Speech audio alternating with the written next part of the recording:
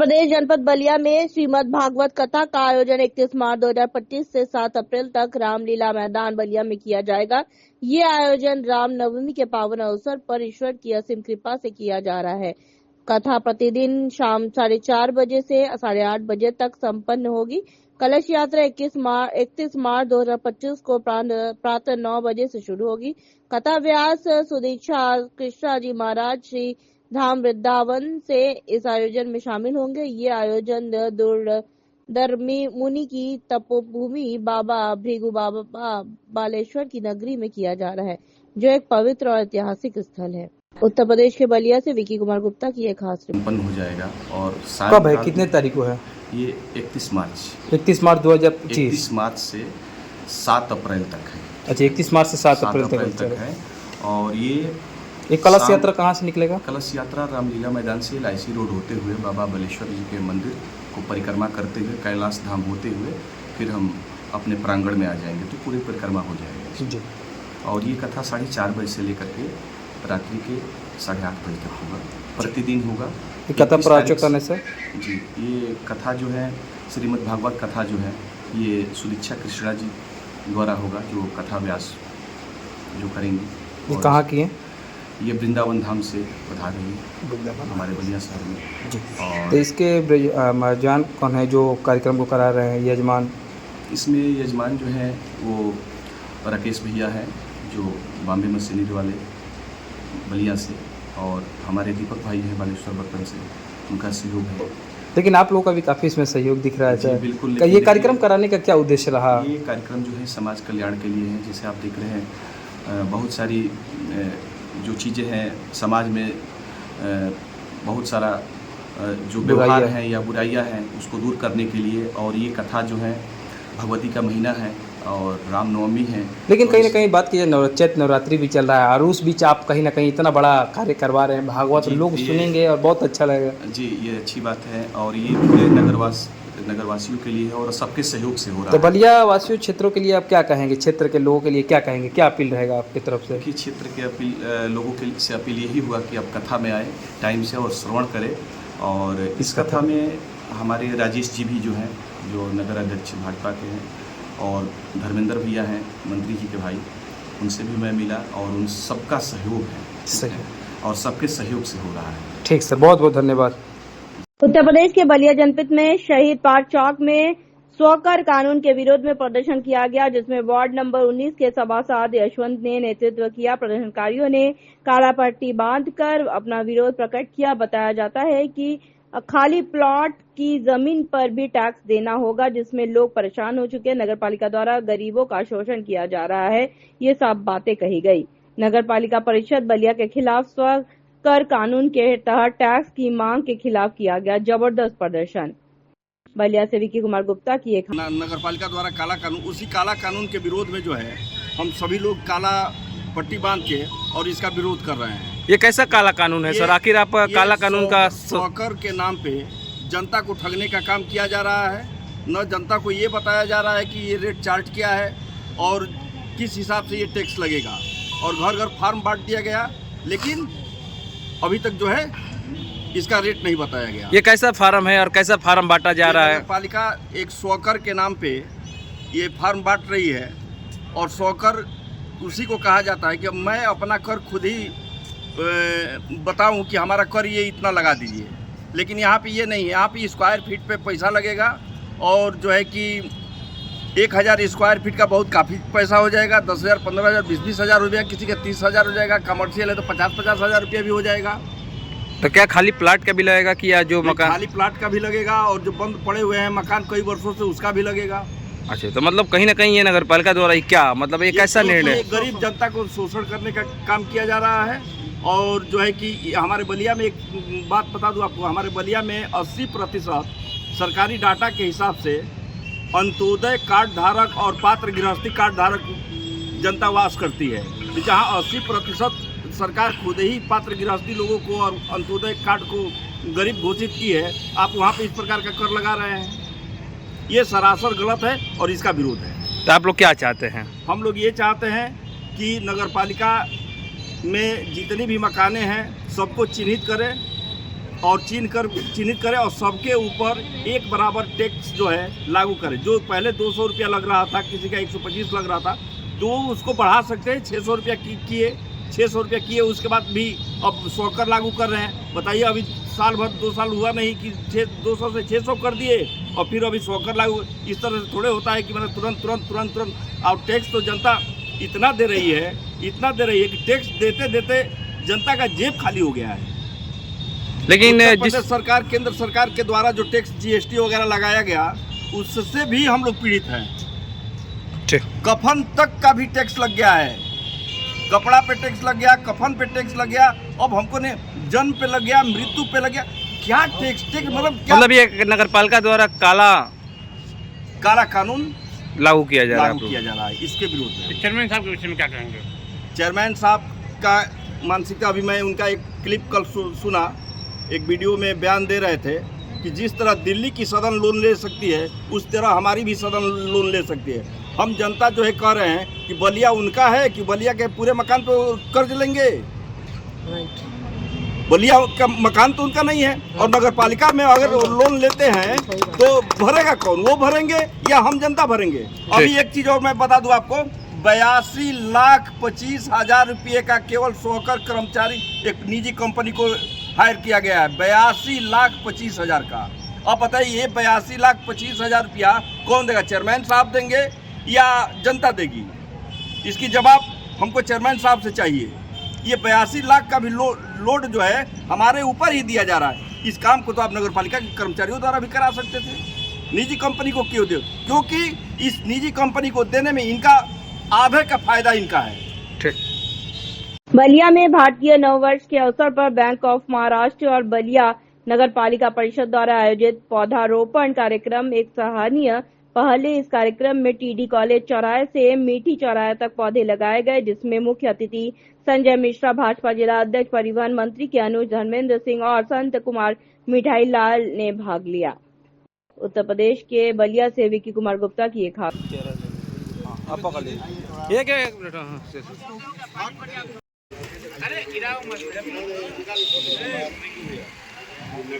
ठीक है,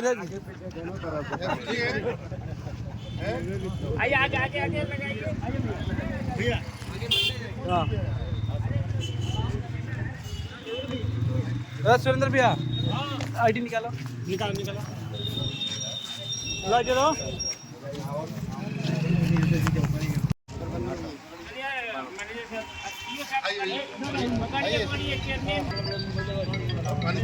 हो गया ना, भी आ जाए। अब डॉक्टर प्रदेश अध्यक्ष जी कहाँ है? हाँ, आइए, इधर आइए। शाखा प्रबंधक बैंक ऑफ महाराष्ट्र। क्या कहेंगे आज महाराष्ट्र बैंक के द्वारा TD कॉलेज से लेकर NCC? सबसे पहले तो जितने भी जनप्रतिनिधि बलियावासी और आप तमाम पत्रकार बंधु और मीडिया वाले, उनका मैं धन्यवाद दूंगा कि इस कार्यक्रम सफल बनाने में अपना आप लोगों ने योगदान दिया। और आपने एक बात कही थी कि इसमें भ्रष्टाचार, ये मैं इसको एक सकारात्मक सोच के रूप में आप लोग को देखना चाहिए। हर किसी बिंदु में जब कोई कदम आगे लेता है तो उसको एक निगेटिविटी के साथ नहीं देखना चाहिए। एक पौधा बलिया के पर्यावरण के कदम में एक अच्छा प्रयास है, इसको अच्छे प्रयास में ही देखना चाहिए। सोच अपनी सही रखनी चाहिए। यहाँ कोई भ्रष्टाचार नहीं है। ये मेरा इस पर्यावरण की दिशा में और बैंक ऑफ महाराष्ट्र के कारपोरेट रिस्पॉन्सिबिलिटी के तहत जो फंड है, उनसे मैं बलिया के ब्यूटिफिकेशन के लिए मैं एक छोटा सा प्रयास किया हूँ। इसके पहले भी आपको मालूम होगा कि मैंने कई कार्यक्रम, कंप्यूटर वितरण वगैरह का कार्यक्रम किया था। बगस बिलिया का पौधा इसमें मैंने लगाया था। अभी आज फाइकस का पौधा लगा रहा हूँ। ऐसे छोटे छोटे कार्यक्रम जो सोशल रिस्पॉन्सिबिलिटी के तहत होती है, बैंक ऑफ महाराष्ट्र उसके लिए करती है। और बलिया के विकास के लिए जो बैंक ऑफ महाराष्ट्र कर सकती है वो करेगी। मैं सबका धन्यवाद करता हूँ और उम्मीद करता हूँ कि बलिया भी बैंक ऑफ महाराष्ट्र को सपोर्ट करेगी। पहली बात तो मैं आप सभी प्रेस बंधुओं को धन्यवाद देना चाहता हूँ।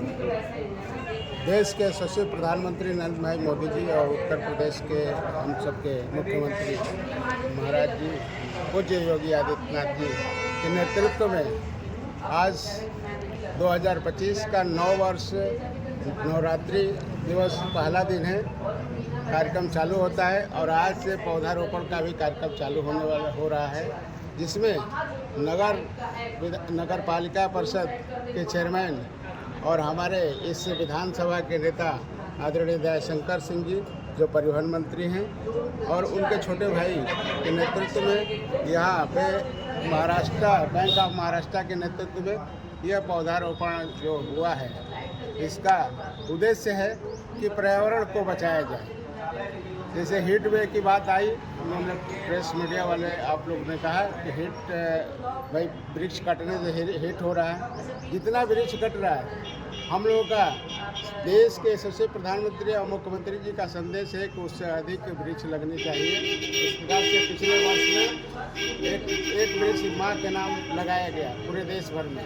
इस प्रकार से हमारे निरंतर देश में वृक्ष लगाने का कार्य भारतीय जनता पार्टी के नेतृत्व में चल रहा है। देश के प्रधानमंत्री और प्रदेश के मुख्यमंत्री जी के नेतृत्व में चल रहा है। निश्चित तौर पे हीट वेव नहीं होगा, पर्यावरण के बचाने की कोशिश किया जा रहा है। इसी के साथ मैं यहाँ के नगर पालिका चेयरमैन जी को और आदरणीय परिवहन मंत्री जी को और जिला अध्यक्ष जो मुख्य अतिथि थे इस कार्यक्रम के, उनको भी धन्यवाद करता हूँ कि इस कार्यक्रम को एक अच्छा स्वरूप दे के 100 वृक्ष आज लगाने का कार्य किए हैं।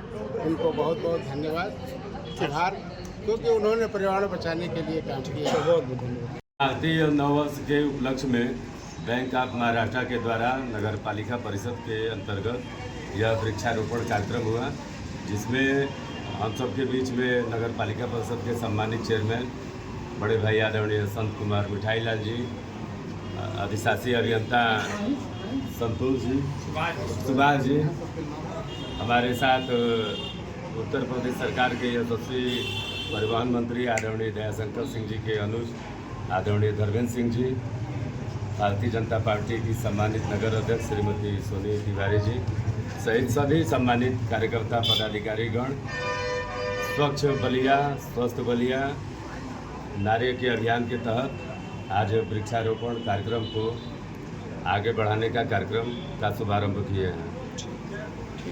नगर पालिका परिषद के अंतर्गत यह वृक्षारोपण कार्यक्रम हुआ है और नगर पालिका परिषद ने गोद लिया है कि इन पौधों की सुरक्षा हम स्वयं करेंगे, हरियाली लाएंगे।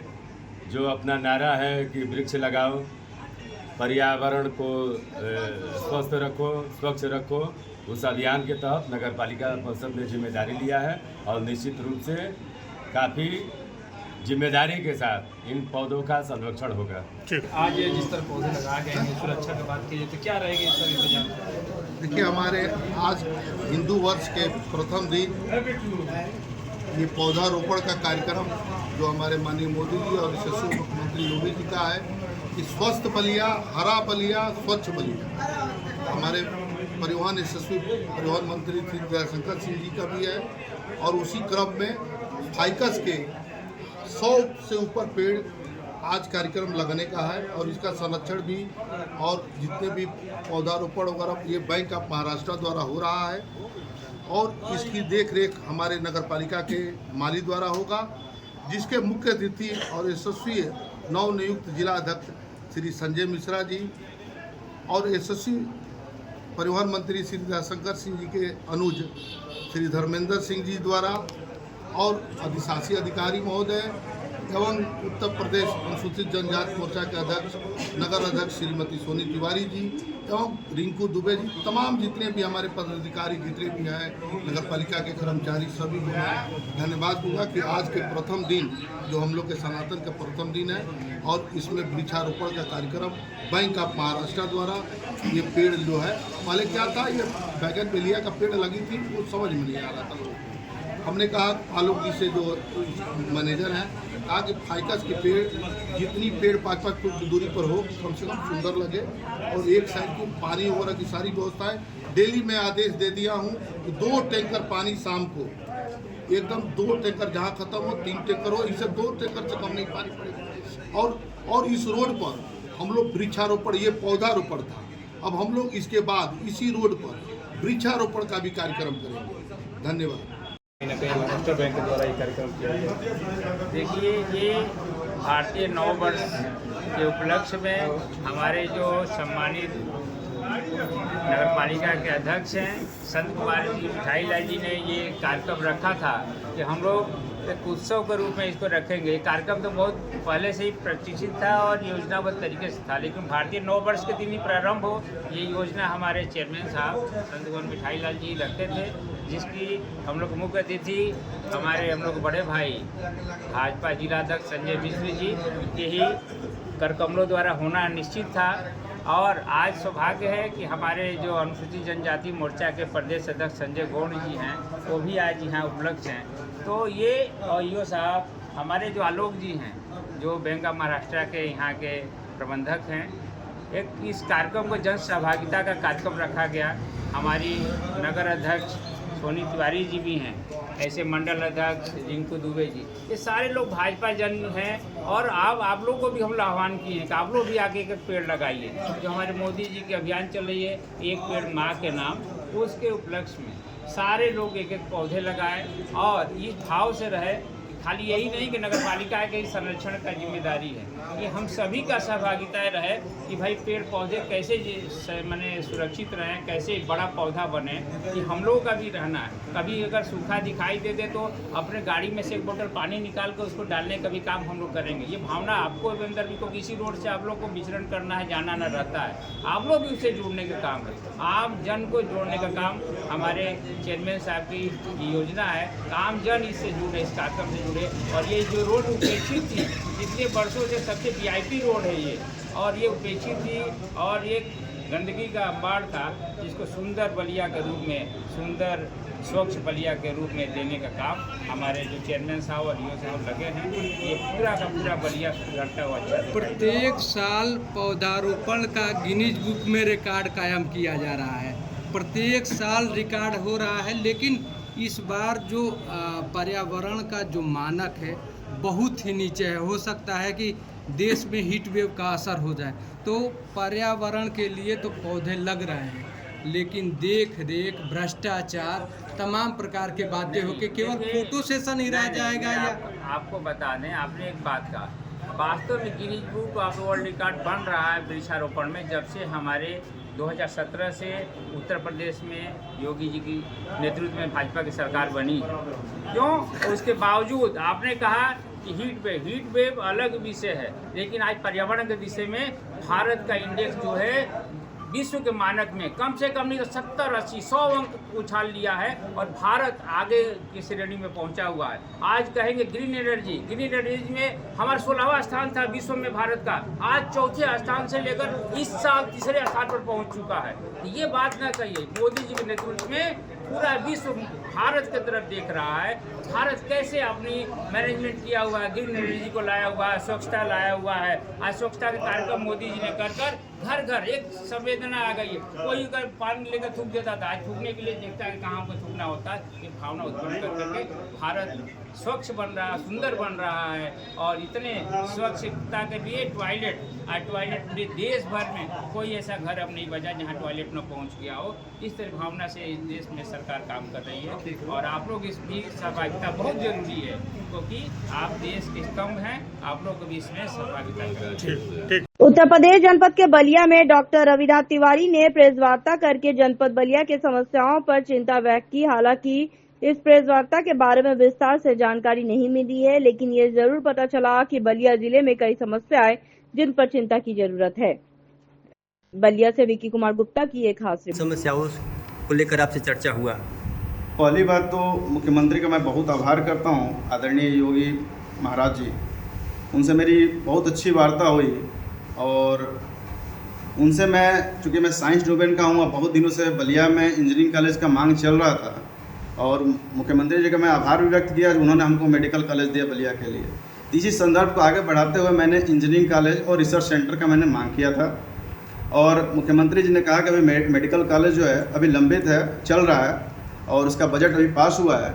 जैसे जैसे उसका कार्य प्रगति होगा, साथ में जो है हम इंजीनियरिंग कॉलेज की भी बातों को आगे हम लोग करेंगे, नेक्स्ट चरण में उसको देखेंगे। बलिया में इंजीनियरिंग कॉलेज न होने से छात्रों को कितना दिक्कत हो रहा है और अब तक यहाँ के जनप्रतिनिधि कर क्या रहे हैं? बलिया के जितने भी छात्र हैं उनको पढ़ने के लिए बलिया से बाहर, बलिया का उत्तर प्रदेश से बाहर जाना पड़ता है बच्चों को। लेकिन अगर यहाँ पे इंजीनियरिंग कॉलेज रहता तो बलिया के लड़के अपना जो है रिसर्च इंजीनियरिंग डोमेन में जो करना चाहते हैं वो सब अच्छे से यहाँ कर सकते हैं और अपने मूलभूत सुविधाओं का जो है लाभ उठा सकते हैं। यहाँ पे इंजीनियरिंग कॉलेज होने से रोज़गार की भी व्यवस्था हो पाएगी, रोज़गार को एक नया आयाम मिलेगा और व्यवस्थाएं आगे बढ़ेंगी। इंजीनियरिंग कॉलेज न होने के कारण हमारे बलिया के जितने भी छात्र हैं उनको बहुत पीड़ा हो रही है और बहुत वो परेशान हो रहे हैं इन सब चीज़ों से। सर, आप इस क्षेत्र में उतरे हैं, पहले क्या करते थे और इस क्षेत्र में उतरने का आपका उद्देश्य क्या है? मैं आपको पहले भी अवगत कराया हूँ कि मैं इटली में एज ए रिसर्चर काम करता था और लो एमिशन टेक्नोलॉजी, पर्यावरण से जितने भी क्लाइमेट चेंज का बहुत बड़ा मुद्दा है ग्लोबल लेवल पे। इवन आपने सुना होगा तो ग्लोबल लेवल पे 420 ppm पार्टिकल्स पर मिलियन जो है आपका एटमॉस्फेयर में कार्बन है। और उत्तर प्रदेश की बात करें तो 400 जो है 25 के आसपास चल रहा है, जो कि आने वाले समय में बहुत हानिकारक होगा। अभी भी हानिकारक है, आने वाले समय में बहुत हानिकारक होगा। तो मेरे साइंस डोमेन होने के कारण मैं जब भी यहाँ पर आया और आकर जब मैं देखता हूँ कि क्या क्या समस्याएं यहाँ पर चल रही हैं, तो लोकल लोगों ने मेरे को ये सब अवगत कराया यहाँ पे कि यहाँ पर तो सड़क का काम वैसे ही है, कोई काम सड़क पर नहीं हुआ है, सब पूरा जाम यहाँ पर लगा पड़ता है, जनता परेशान होती रहती है। किसी भी राजनेता को अगर काम करना उसको दूरदृष्टि अपना लगाना पड़ेगा, आगे के भी कम से कम 20-25 सालों को सोच के काम करना पड़ेगा। ऐसे नहीं कि अभी समस्या है, अभी हमने समस्या को उठाया, तुरंत उसका निवारण कर दिया, तो अभी समस्याओं का निवारण हो सकता है, लेकिन 20 साल 25 साल के बाद समस्याएं वही बनी बढ़ी।